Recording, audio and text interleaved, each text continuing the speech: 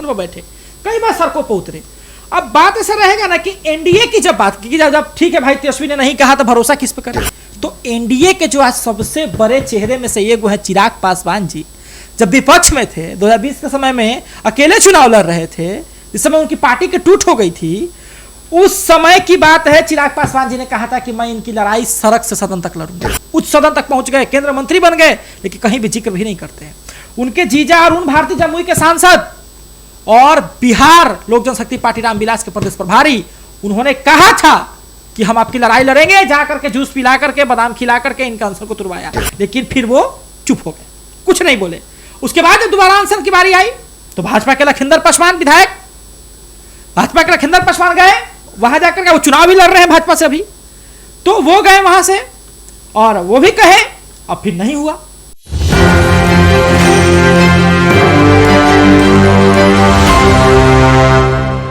नमस्कार, बहुत बहुत स्वागत है आपका। 124 देख रहे हैं यहाँ पर, मैं हूं अक्षत ब्यूटी।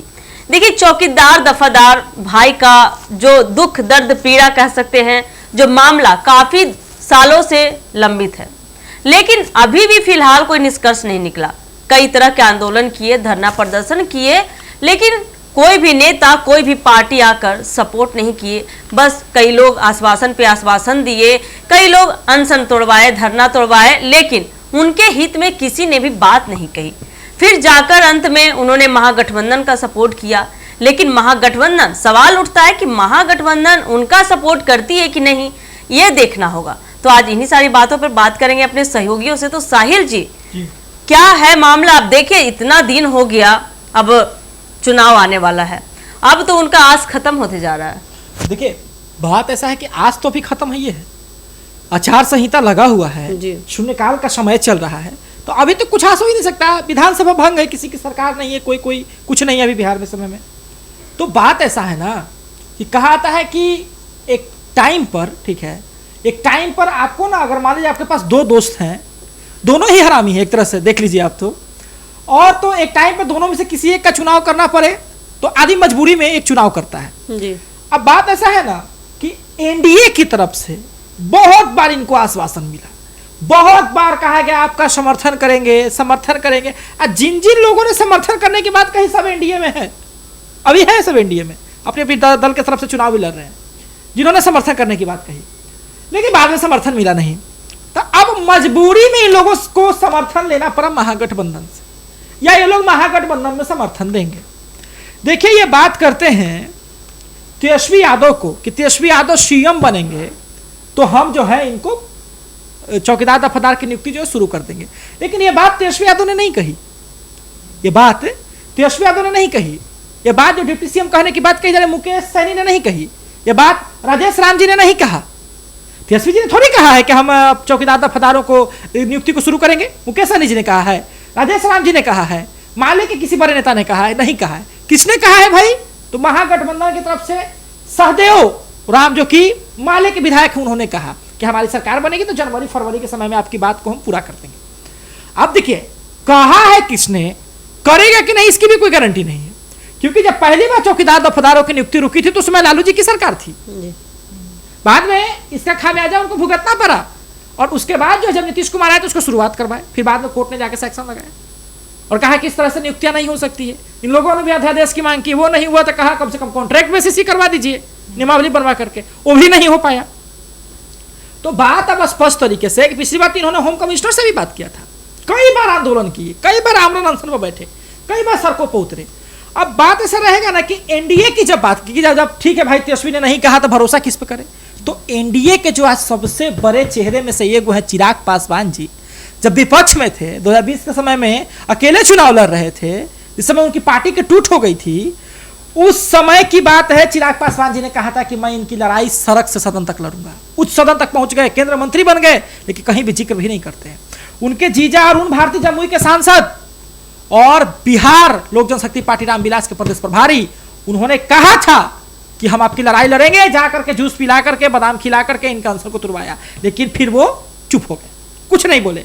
उसके बाद जब दोबारा अनशन की बारी आई तो भाजपा के लखिंदर पासवान विधायक, भाजपा के लखिंदर पासवान गए, वहां जाकर के वो चुनाव भी लड़ रहे हैं भाजपा से अभी, तो वो गए वहां से और वो भी कहे, अब फिर नहीं हुआ। तो बात ऐसा है ना कि भरोसा करे तो किस पे, एक तो पहले ही छल चुका है, दूसरा बाद में हमको छला। अब इन दोनों लोग जो छले गए हैं, ठीक है, दोनों लोग जो धोखा खा चुके हैं दोनों लोगों से, तो किसी एक को तो समर्थन करना ही था। अब देखिए भैया, ये हो सकता है कि महागठबंधन जो है फिलहाल में कह सकते हैं आप कि बहुत समय से सत्ता में बाहर है। एक दो बार तो नीतीश कुमार की कृपा हुई तो सत्ता में आ गए, लेकिन बाहर है। अब राजद के कुछ लोगों ने, महागठबंधन के कुछ लोगों ने यदि समर्थन दिया और कहा कि हमारी सरकार बनेगी, आपकी नियुक्तियां शुरू करेंगे, क्योंकि अब उनको सरकार में आना है भैया, तो कई तरह के वादे कर रहे हैं।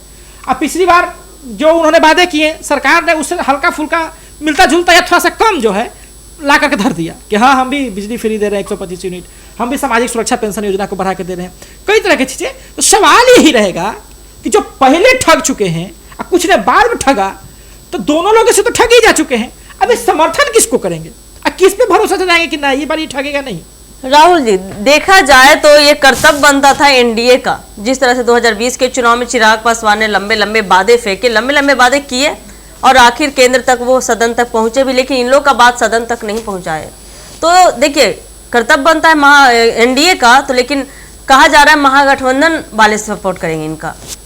देखिए मैम, कुछ भी अभी नहीं कहा जा सकता, क्योंकि 2025 में किसकी सरकार बनेगी, महागठबंधन की बनेगी या एनडीए की। अभी देखिए, सरकार तो किसी की भी बनेगी, लेकिन 2025 से 26 में कदम हम लोग कुछ महीने में रखने वाले हैं, लेकिन इन लोग का बात अभी 2025 में ही रह गया। ये कह रहा हूँ, हो सकता है नया सरकार आए, इनकी बात मान ली जाए, क्योंकि बहुत सालों से बेचारे का बात नहीं माना जा रहा। अभी तक बता दें कि कई बार सड़कों पे आए, गर्दनी वक्त धरना स्थल पे गए, कई पूर्णिया के सांसद पप्पू यादव मिले, तमाम जो इंडिया गठबंधन के हैं वो मिले, पर अभी तक इनका सुनवाई कुछ नहीं हो पाई। कहा जा रहा था कि तेजस्वी के द्वारा कि दिवाली के बाद बड़ा धमाका इनके लिए कुछ ऑफर निकला जाएगा।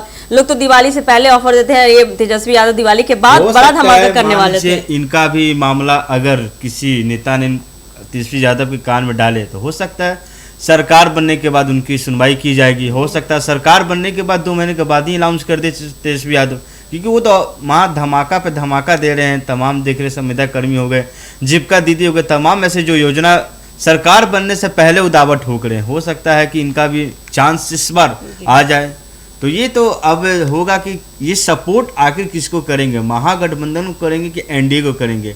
तो ये इनके ऊपर डिपेंड करता है कि अगर हमारी जो सरकार बात मान रही है, हम उसको सपोर्ट करें। कई वर्षों से वो ठोकर खा रहे हैं, तो इनका भी कहीं ना कहीं तो मामला सरकार के पास पहुंच चुकी है और सरकार भी इसके बारे में सोची है। तो ये अब देखने वाली बात होगी कि किनको ये सपोर्ट करेंगे। सबसे बड़ा फरीदा जी, देखिए, एक सवाल उठता है कि जब चुनाव इतना दिन से पड़ा हुआ था कि चुनाव आने वाला है, लेकिन देखिए चौकीदार दफादार का तो मामला काफी दिनों से है। चुनाव 2025 में होने वाला है, लेकिन इन लोग का मामला काफी पुराना है। तो जब नेता मंत्री तेजस्वी हो चाहे एनडीए की सरकार हो, कोई भी हो, चुनाव के पहले तक इनको ठगे हैं और चुनाव जब नजदीक आ गए, 1 महीने में चुनाव है, तो बोल रहे हैं इनके हित में बात की जाएगी। तो क्या जनता या चौकीदार भाई लोग विश्वास करेंगे? नहीं, ऐसा तो नहीं है कि ये इनका जो मामला ये बहुत पुराना है, और ऐसा नहीं है कि ये इनके मामले के बाद ये पहला चुनाव है। इससे पहले भी बहुत सारे चुनाव हुए हैं, उसमें भी अगर इनको कुछ भी हक नहीं मिला है, बहुत पहले भी चुनाव हुए हैं और इसी तरह के वादे किए भी गए, वादे तोड़े भी गए। इसीलिए क्या वो लोग यकीन करेंगे? ये बहुत ही मुश्किल होगा, क्योंकि उनका बहुत बड़ा विश्वास टूटा है। और ये इस बार जब चुनाव होगा तो इसमें इतना बड़ा ऐलान उन्होंने किया, तो क्या पता नया चेहरा देख के तेजस्वी यादव के ऊपर क्या पता वो लोग विश्वास कर दे, या हो सकता है कि बहुत लोग विश्वास नहीं भी करें। ये आने वाले चुनाव में 2025 का दिवाली भी बीत गया, लेकिन किसी प्रकार का धमाका सुनने के लिए तो नहीं मिला राहुल जी। अभी तक एनडीए ऐसा कोई घोषणा भी नहीं कर रही है। मान उनके जो बड़े नेता चिराग पासवान केंद्रीय मंत्री बन चुके हैं, ये भी अभी तक कुछ अनाउंस नहीं कर रहे उनके बारे में। तो हो सकता है कि महागठबंधन विचार करेगी और चौकीदार दफादार का जो मामला है ये किसी से छुपा नहीं है। हर एक सदन में इनका मांग उठा है और लोग हर एक बड़े नेता जानते हैं, पर आखिर क्या वजह है कि सारे लोग चुप हैं, जबकि चुनाव है। आज माननीय प्रधानमंत्री समस्तीपुर में आए हुए हैं, लंबे लंबे वादे कर रहे हैं, पर इनका मामला अभी तक नहीं, कहीं ना कहीं दफन हुआ है। बड़े नेता हो चाहे छोटे नेता हो, साहिल जी, राहुल जी, वो वादे ही करते हैं। लेकिन देखिए, अब ये छोटे छोटे लोगों का, ये गरीब ही कह सकते हैं ना। अब आपके सरकार के भरोसे जो पल रही है उन्हें गरीब ही कहा जाता है। गरीब हो या अमीर हो, ताकत सबकी एक है और बटन सबसे और उनकी important है। ताकत इस बार चुनाव में दिख जाएगा। जिस तरह से साहिल जी देखा जा रहा है कि अब नजदीक आ गया है चुनाव, अब लगातार उनका समर्थन महागठबंधन की तरफ था, और अगर महागठबंधन वाले समर्थन नहीं करते हैं तो इस सत्ता गिराने का भी जज्बा रखते हैं चौकीदार भाई लोग। देखिए, पासवान समाज का कोर वोट बैंक है चौकीदार दफादारों के पास। क्योंकि जब चौकीदार दफादार की नियुक्तियां होती है तो खास करके पिछड़ी जाति जिसमें पासवान भी आता है वो खास करके होता है। और क्या आप नहीं जानते कि बिहार में जातीय समीकरण क्या है? क्या आप नहीं जानते हैं कि बिहार में की राजनीति जाति पर ही होती है? जो लोग बोलते हैं कि मैं जातियों का समर्थन नहीं करता हूं, कल उस क्षेत्र में चल जाएंगे तो बोलेंगे यादव मेरा भाई है, पासवान मेरा भाई है, कोयरी कुर्मी मेरा भाई है, ब्राह्मण मेरा भाई है। तो बात यही है, वही होता है और बड़ा प्रभाव देखने को मिलेगा, असर तो पड़ेगा। अगर महागठबंधन का समर्थन ये लोग करते हैं तो बिल्कुल अपना सबका स्वतंत्रता है, लोकतंत्र है, सब लोग किसी को भी समर्थन करने के लिए, मत देने के लिए, वोट देने के लिए स्वतंत्र है जी। तो चलिए, आप भी देखिएगा और हम भी देखेंगे आने वाले समय में जिस तरह से चुनाव होने वाले हैं और जिस तरह से इनको ठगा गया, तो इनके हाथ में है सत्ता को उठाना और सत्ता को गिराना। ये सारे पावर जनता के हाथ में है। और चौकीदार दफादार भाई का मामला अगर इस बार नहीं हुआ और ये मामला लंबा चला तो बाकी नेता लोग समझे, बाकी पार्टियां समझे, तो क्या होता है आने वाले चुनाव में देखने के लिए आप बने हमारे 1 न्यूज़ 24 के साथ। दीजिएगा इजाजत, धन्यवाद।